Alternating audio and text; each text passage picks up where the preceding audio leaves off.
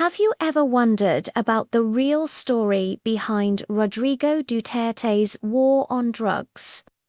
Let's take a closer look beyond the headlines. When Tatay Digong, as many call him, became president, he wasn't just launching a campaign.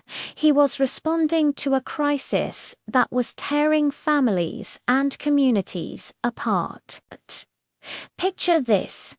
Streets where kids couldn't play safely, where parents worried every time their children stepped out the door.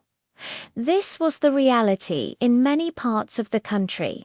Duterte saw this and declared a war not on people, but on a problem that was stealing futures. His first move wasn't to punish, but to offer a way out. He opened the doors for hundreds of thousands of drug users to surrender, to seek help, and to start a new life. It was a massive call for change, an invitation to choose a better path. Think about it from a leader's perspective. You see a poison spreading through your nation. Do you stand by and watch, or do you act? Duterte chose to act.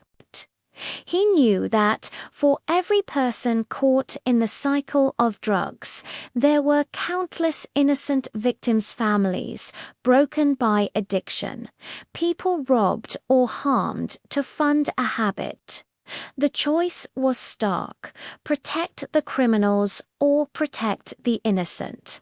He chose the latter. Now, many people point to the loss of life, and that is a serious concern. But let's put it in context. The goal was to dismantle the drug networks that were destroying the country from within. When drug syndicates and their enforcers fought back, law enforcement had to respond. Losing a life is always a tragedy, but the alternative was allowing countless more innocent lives to be ruined. The goal was to reclaim the streets for ordinary, law-abiding citizens. And it worked. Remember the feeling of being able to walk home at night without constantly looking over your shoulder. That peace of mind, that sense of security, wasn't an accident. It was the direct result of a determined effort to make communities safer. Parents could finally let their kids play outside again. Small business owners no longer had to live in fear of extortion or robbery. For millions of Filipinos, this wasn't just a policy. It was a return to normalcy, a restoration of order. But what about the claims of abuse? This is a crucial part of the story. Duterte was tough on crime, but he was also tough on corruption and abuse within the police force. He made it clear that this was a war on criminals, not an excuse for misconduct. But when officers were found to have broken the law or abused their authority, they weren't protected. On the contrary, thousands were investigated, suspended, or dismissed from service. Many faced criminal charges and were sent to prison. He held his own people accountable, proving that his fight was for justice, not for power. Now, fast forward to today. With Duterte no longer in office, what do we see? Reports suggest that the drug trade is making a comeback. Crime rates in some areas are beginning to creep up again. The old fears are slowly returning.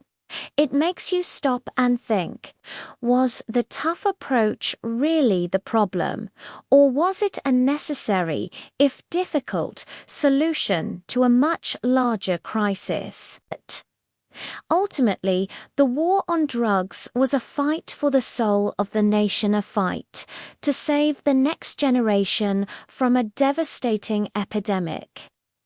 It was a complex and challenging battle, but it was driven by a single powerful motive: to protect the innocent and build a safer future for all Filipinos.